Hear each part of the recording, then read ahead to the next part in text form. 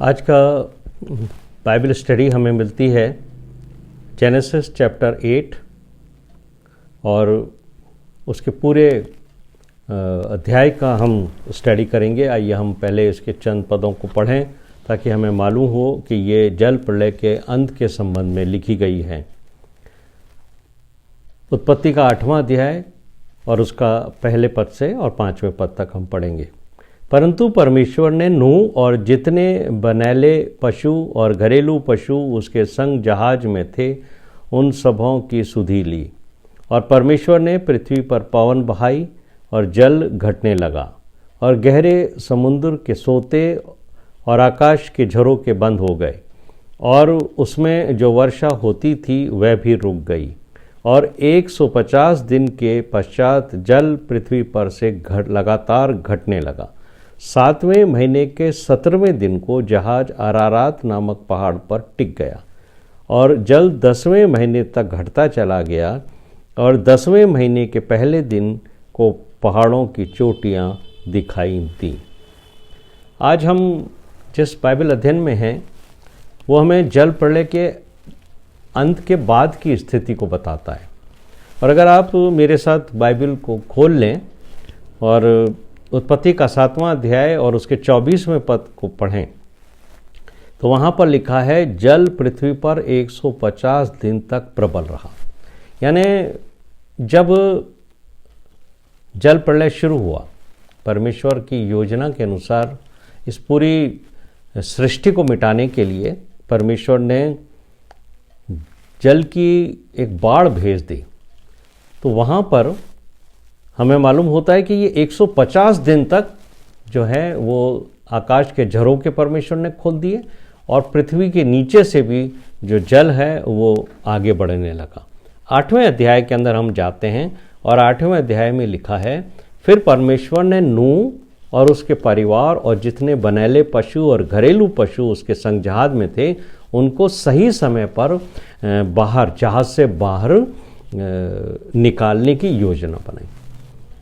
ये बात बिल्कुल सही है कि जब परमेश्वर ने नूह को यह आज्ञा दी थी कि अपने परिवार के साथ जहाज में जा, तो परमेश्वर ने उसको ये नहीं कहा था कि तुझे कितने दिन जहाज के अंदर रहना है। मैंने आपको बताया था कि परमेश्वर ने उसको अंदर बुलाया था, कम इन, यानी जहाज के अंदर आ, और परमेश्वर ने उसको ये एश्योरेंस था परमेश्वर का कि मैं तेरे साथ रहूँगा, चिंता की और घबराने की कोई बात तुझे नहीं है। लेकिन उसको ये नहीं बताया गया था कि कितने दिन तक जल प्रलय होगा और कितने दिन तक वहाँ रहना है। उसको सारी व्यवस्थाओं को करने के लिए परमेश्वर ने उसको आज्ञा दी थी। और अपनी योजना, जो परमेश्वर की अपनी योजना होती है, मनुष्य बहुत सारी बातें सोचता है कि कैसे होगा क्या नहीं होगा, लेकिन परमेश्वर की अपनी योजना होती है। तो परमेश्वर की योजना के अनुसार जब आप इसको पढ़ते हैं तो आपको मालूम होता है कि परमेश्वर ने जल सुखाने के लिए पवन बहाई। पवन क्या है? हवा।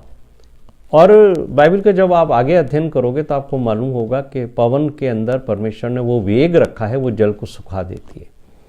तो ये पूरी पृथ्वी के ऊपर बही थी। ये जो पवन है वो पूरी पृथ्वी के ऊपर बहा, और पृथ्वी पर बहकर उसका एक कार्य था कि उसको जल को सुखाना था, और उसने धीरे धीरे जल कम होता चला गया। मनुष्य की दृष्टि में तो ये जो जल था, इतना सारा जल था, इसको सुखाना एक बहुत ही बड़ी समस्या हो सकती थी। ये असंभव था मनुष्य के लिए कि वो उसको सुखा दे। लेकिन परमेश्वर के लिए, जिसने आकाश और पृथ्वी को बनाया है, ये बहुत बड़ा काम नहीं था, क्योंकि परमेश्वर तो आश्चर्यजनक रूप से कार्य करने वाला परमेश्वर, और उसके लिए कोई ये बहुत बड़ा काम नहीं था। तो परमेश्वर ने जो बात उत्पत्ति के 8वें अध्याय के 2 और 3 पद में लिखी है कि समुद्र के सोते और आकाश के झरोखे, है ना, जो उसने चला रखे थे वो सब उसने बंद कर दिए। अगर आप उत्पत्ति का 7वां अध्याय 11 और उसका 12वां पद पढ़ेंगे तो वहाँ पर यह बात लिखी है कि परमेश्वर ने आकाश के झरोखों को खोला था, और पृथ्वी के नीचे से उसने समुद्र, पृथ्वी के अंदर के जो झरोखे होते हैं, जो जिससे पानी बाहर आता है, उनको खोल दिया था कि वो 150 दिन तक लगातार जारी रहे। और फिर परमेश्वर ने उन्हें बंद किया क्योंकि सब कुछ परमेश्वर के अधीन, पूरी पृथ्वी उसके अधीन है और उसकी आज्ञाकारिता के अनुसार पृथ्वी काम करती है। चौथे पद में क्या लिखा है? 7वें महीने के 17वें दिन जहाज अरारात नामक पहाड़ पर टिक गया। अब देखा जाए तो अरारात पहाड़ वो स्थान है जो मानवीय दृष्टि से ये उचित नहीं हो सकता, क्योंकि एक तो ये बहुत ऊंचा था। तो आप और मैं ये सोचेंगे कि परमेश्वर ने जहाज को इतने ऊंचे पहाड़ के ऊपर क्यों ठहरा दिया? परमेश्वर नीचे मैदान में ला करके भी तो उसको रोक सकता था, क्योंकि जब पहाड़ के ऊपर ये नूह का जहाज रुका होगा, जैसा कि हम बाइबल में पढ़ते हैं, तो वो तो बहुत ऊंचा था। वहाँ से जब परमेश्वर ने आज्ञा दी होगी कि नूह को कि तो अपने परिवार के साथ बाहर निकाला, तो बहुत सारे जानवर उसके साथ थे। इतने जानवर थे, इतनी जातियों की प्रजातियां थीं। ये सब जहाज के इतने ऊंचे पहाड़ पर उतरने के बाद कैसे वो पृथ्वी पर आए होंगे, कितनी मुश्किल हुई होगी। तो परमेश्वर को ऐसा नहीं करना चाहिए था। ये हम सोचते हैं क्योंकि हम मनुष्य हैं, लेकिन परमेश्वर की जो योजना थी वो जहाज को इतनी ऊंचाई के ऊपर रखने की उसकी अपनी योजना थी। उसने क्यों लिया? अब हमको ये देखना है कि परमेश्वर ने 120 वर्ष नूह को दिए इस जहाज को बनाने के लिए। फिर परमेश्वर ने लोगों के लिए, मनुष्य, पशुओं, ये जो सभी थे, उनको वहाँ से निकाल कर उस मैदान में लाना था। अब जब आप इसका बाइबल का अध्ययन करते हो या ये मालूम करने की कोशिश करते हो ये जो अरारात पहाड़ है वो कहाँ है, कितना ऊंचा है, तो आपको मालूम होगा कि इसकी जो ऊंचाई है वो है 5137 मीटर। यानी अगर आप इसको फिट्स के अंदर कन्वर्ट करोगे तो 16,854 फीट के ऊपर ये जहाज आकर टिक गया था। अरारात पहाड़ जो है वो शुरू में इसके बारे में ये बताया जाता है कि इसके अंदर ज्वालामुखी निकला करते थे, और अगर आप कुछ रिसर्च का अध्ययन करोगे तो आपको मालूम पड़ेगा कि अरारात पहाड़ पर जो एक ज्वालामुखी था वो 2 जून 1840 में अंतिम बार फूटा था। यानी अरारात पहाड़ जो था, वॉल्केनो जो है वो उसके ऊपर से फूटता रहता था, और अंतिम बार जो वॉल्केनो निकला यानी ज्वालामुखी निकला वो 2 जून 1840 को था, और उसके बाद फिर कभी भी ये ज्वालामुखी वहाँ से नहीं फूटा। लेकिन उस अरारात पहाड़ के बारे में ये बताया जाता है कि ये पूरा बर्फ से ढका हुआ है आज की तारीख में, और जो ऊपर की 300 फीट की जो पहाड़ी है जो ऊपर की तरफ है वो मतलब बहुत ही कठोर स्ट्रॉन्ग बर्फ के अंदर दबी हुई है। तो आप समझ सकते हैं कि वहाँ तक जाना, वहाँ तक पहुँचना भी बहुत मुश्किल है। पर परमेश्वर की क्या योजना थी, परमेश्वर ने क्यों इतने ऊंचे पहाड़ के ऊपर जहाज को ठहराया, ये कोई नहीं जानता है। हो सकता है परमेश्वर उसको प्रिजर्व करना चाहते हों, लेकिन हमें इस बात के ऊपर ज़्यादा फोकस नहीं करना चाहिए कि परमेश्वर ने ये जहाज को इतने ऊंचे पहाड़ पर क्यों ठहराया, पर हमें इस बात पर फोकस करना है कि जब परमेश्वर ने उसको ठहरा दिया तब उसके बाद क्या घटना हुई।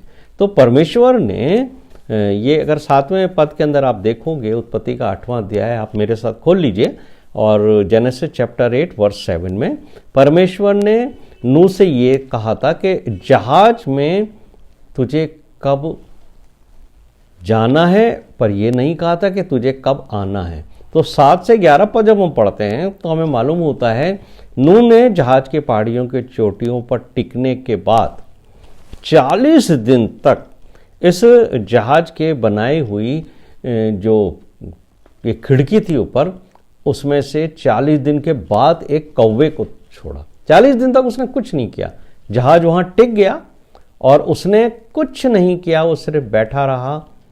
यानी परमेश्वर ने उसको आज्ञा जरूर दी होगी। फिर जो खिड़की उसने बनाई थी जिसका जिक्र बाइबल के अंदर है, वो एक खिड़की बनाई गई थी और उसका एक विशेष योजना थी कि जब जहाज वापस पहाड़ के ऊपर टिकेगा तब परमेश्वर जानता था कि नूह को मैं ये आज्ञा दूंगा कि इसमें से किसी पक्षी को बाहर भेजे।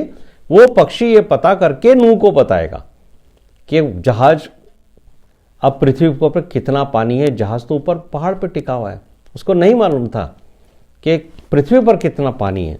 तो यहाँ पर 40 दिन के बाद जो है उसने खिड़की खोलकर एक कौवे को भेज दिया।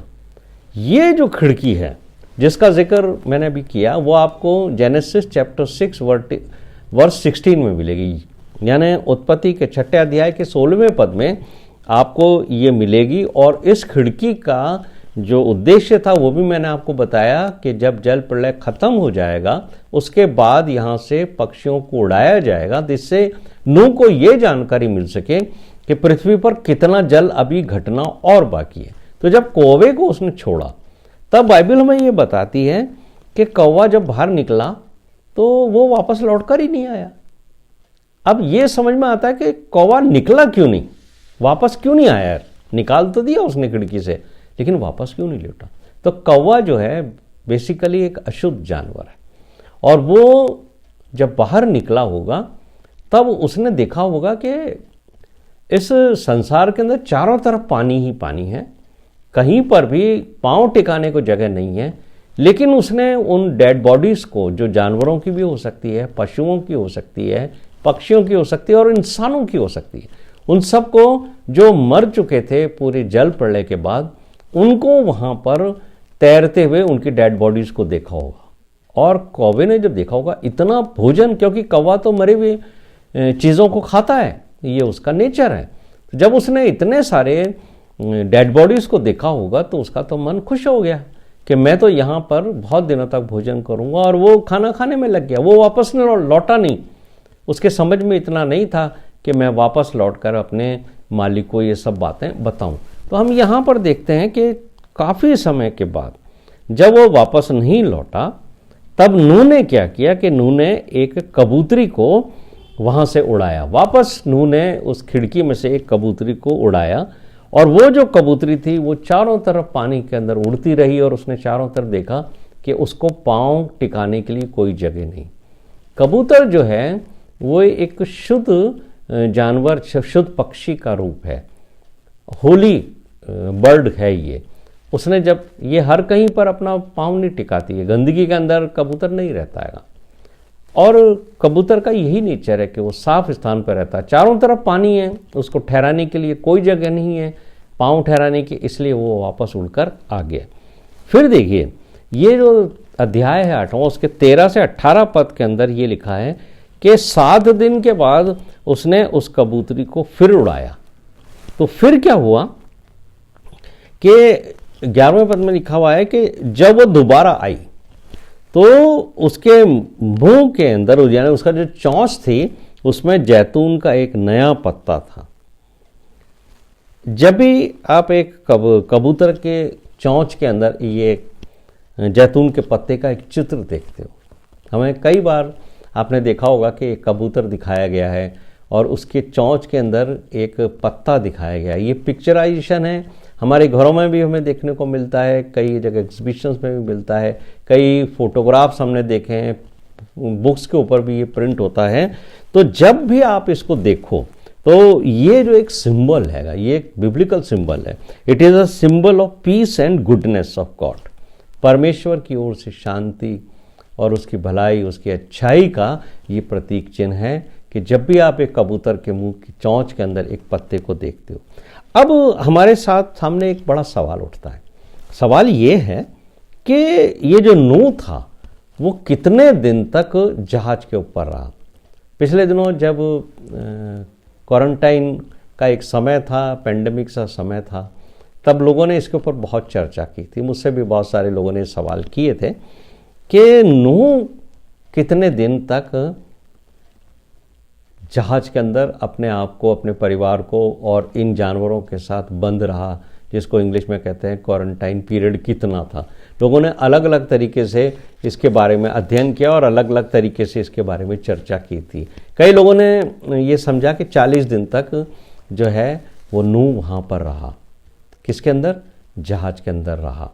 मेरे प्रिय भाइयों और बहनों, जब आप उत्पत्ति का 7वां अध्याय पढ़ते हो 6 से 10 तक, तो आपको ये पता पड़ेगा कि उसके प्रवेश के बारे में। लेकिन बाहर निकलने के बारे में वहाँ पर कुछ भी आपको पढ़ने को नहीं मिलेगा। लेकिन 8वें अध्याय में जब आते हो 13 से 18 में, तब वहाँ पर लिखा है कि नूह की आयु 601 वर्ष के पहले महीने का पहला दिन, है ना, जब पृथ्वी पर जल पृथ्वी पर से सूख गया। तो ये तो वो समय बताया गया है कि जब नूह 601 वर्ष का हुआ, उसका जो पहला महीना था, उसका जो पहला दिन था, उस दिन जल पृथ्वी पर सूख गया। लेकिन सूखने का ये मतलब नहीं है कि नूह जहाज से बाहर आ गया। नूह जहाज के अंदर ही रहा, वो बाहर नहीं आया। क्यों नहीं आया?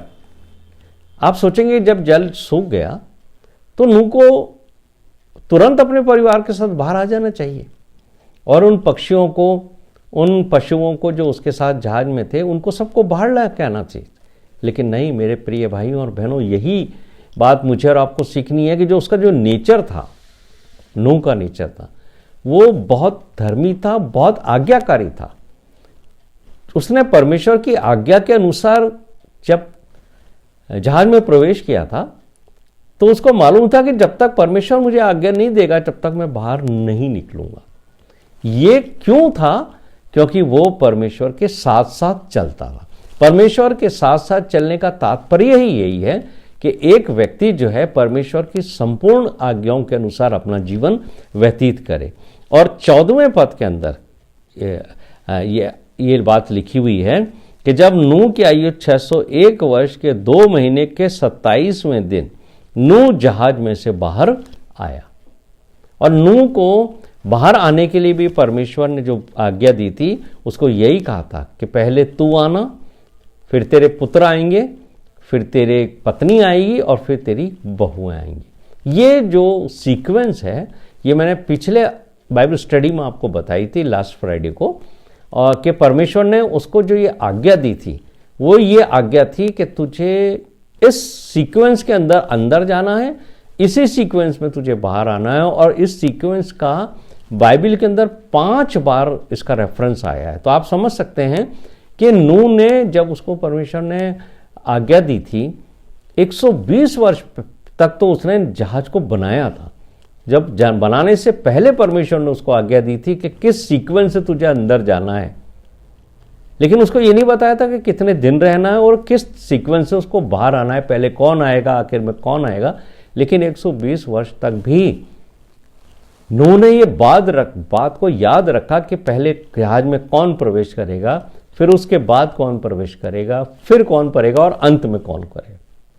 तो मुझे और आपको नूह की आज्ञाकारिता और उसका परमेश्वर के प्रति जो लगाव था, उसको देखकर सच के अंदर बहुत अचरज होता है कि देखिए क्या उसकी इच्छा थी कि वो परमेश्वर का कितना आज्ञाकारी था।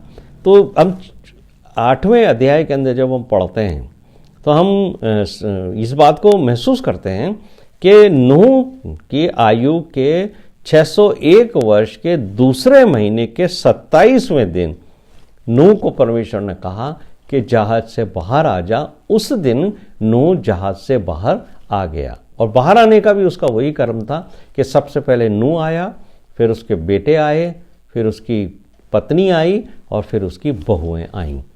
लेकिन नूह जब जहाज में गया था, तब उसकी आयु कितनी थी, ये हमें देखना चाहिए, क्योंकि अब हम ये दिन निकालने वाले हैं कि कितने दिन तक नूह जो है क्वारंटाइन रहा, कितने दिन वो जहाज के ऊपर रहा। तो पहले हमें उस दिन का पता होना चाहिए जिस दिन नूह जहाज के अंदर प्रवेश किया, तभी तो हम इसके कैलकुलेशन करेंगे कि जब तक वो कितने दिन जहाज में रहा, कितने दिन बाद वो निकला। तो उसके बाद बाहर निकलने की जो तिथि है, वो तो हमारे को बताई गई है। 14वें पद के अंदर लिखी है जेनेसिस चैप्टर 8 के अंदर कि जब नूह की आयु 601 वर्ष 2 महीने के 27वें दिन नूह जहाज से बाहर आया। हमें अब जेनेसिस चैप्टर 7 उसके 11 वर्ष को पढ़ना है। जब नूह की आयु 600 वर्ष के दूसरे महीने का 17वां दिन आया। देखिए, जब नूह 600 वर्ष का हुआ, उसका जीवन का दूसरा महीना शुरू हुआ था, यानी 1 महीना कंप्लीट हो गया था उसके।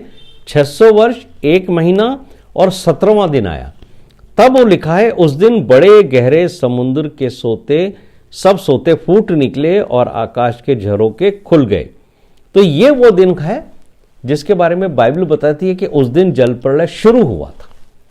अब आप दिन निकालते हो नूह के कि नूह जहाज में कितने दिन रहा, तो आपको उत्पत्ति का 8वां अध्याय 13 और 14 पद ध्यान में रखना है और उत्पत्ति का 7वां अध्याय उसका 11वां पद रखना है। तो उत्पत्ति के 8वें अध्याय के 13-14 पद में हमने देखा उसके निकलने का दिन में उसकी आयु कितनी थी नूह की, 601 वर्ष 1 महीना और 27वें दिन पे वो बाहर निकला। जिस दिन वो बाहर निकला उसकी आयु थी 601 वर्ष 1 महीना और 27वां दिन। लेकिन जब उसने प्रवेश किया उस दिन उसकी आयु थी 600 वर्ष 1 महीना 17वां दिन। यानी जिस दिन से जल प्रलय शुरू हुआ और जिस दिन भूमि पूरी रीति से सूख गई, और जब हम उसका कैलकुलेशन करते हैं तो हमें मालूम होता है कि नूह 1 वर्ष और 10 दिन तक जो है वो जहाज के अंदर रहा जब जल प्रलय हुआ। लेकिन जब आप उत्पत्ति का 7वां अध्याय उसके 6 से और 10 पद तक पढ़ते हो तो वहां पर आपको ये मालूम होगा कि जो नूह है अपने परिवार सहित जानवरों और पक्षियों को लेकर जहाज के अंदर प्रवेश कर चुका था। कब? जल प्रलय शुरू होने से 7 दिन पहले। अगर आप उत्पत्ति का 7वां अध्याय उसका 10वां पद पढ़ोगे तो वहां लिखा है 7 दिन के उपरांत प्रलय का जल पृथ्वी पर आने लगा। यानी जिस दिन उसने प्रवेश किया तब तक न तो बारिश आई थी और न ही नीचे से न आकाश के झरोखे खुले थे, न नीचे से जल के सोते फूटे थे।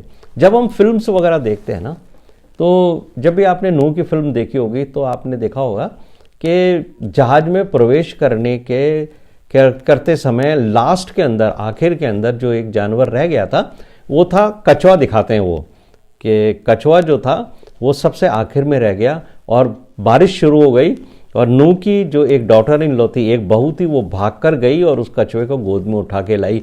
ये वहां पर फिल्म के अंदर दिखाया गया है जल प्रलय का शुरुआत का। लेकिन बाइबल हमें ये नहीं बताती है। बाइबल हमें जो बात बताती है कि जब जल प्रलय शुरू हुआ था उसके 7 दिन पहले नूह जो है वो अपने परिवार के साथ, जानवरों और पक्षियों के साथ जहाज के अंदर प्रवेश कर चुका था। अब आप कहेंगे कि जल प्रलय से 7 दिन पहले क्यों उसको अंदर जाना पड़ा?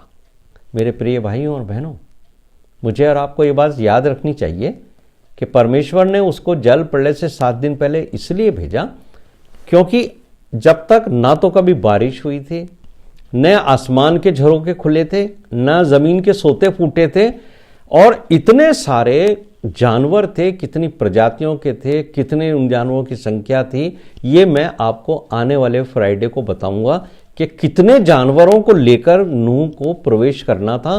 फिर परमेश्वर ने उससे कहा था कि इनके जानवरों के रहने के लिए कोठरियां बनाना, हिंदी के बाइबल में लिखा है, उनके लिए केबिन्स बनाना, केजेस बनाना, जिसके अंदर वो जानवर और पक्षियों को तुझे रखना है। और परमेश्वर ने उसको कहा था कि तुझे जीवित रखना है। तो उसके लिए कितनी बड़ी जिम्मेदारी थी। इतने सैकड़ों हजारों जानवरों को लेकर उसने जहाज में प्रवेश किया।